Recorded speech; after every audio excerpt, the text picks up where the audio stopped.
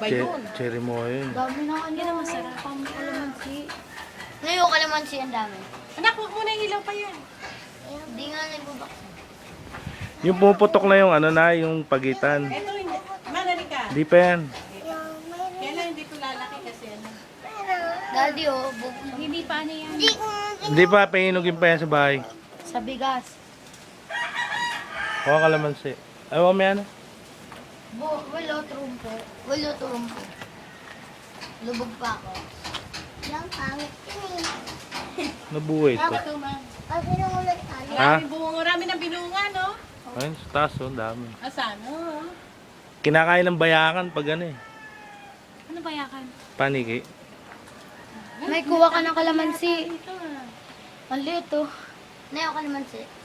Asan? Ayun, dami. Pwede nyo naman tigasin.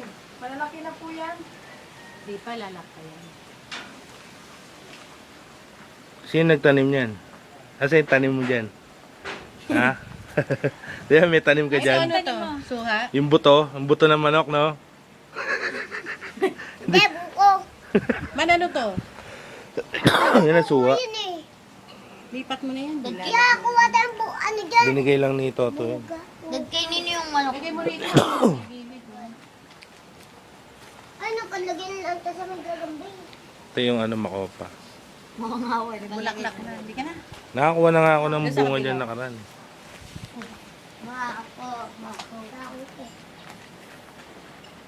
Dad, ka na.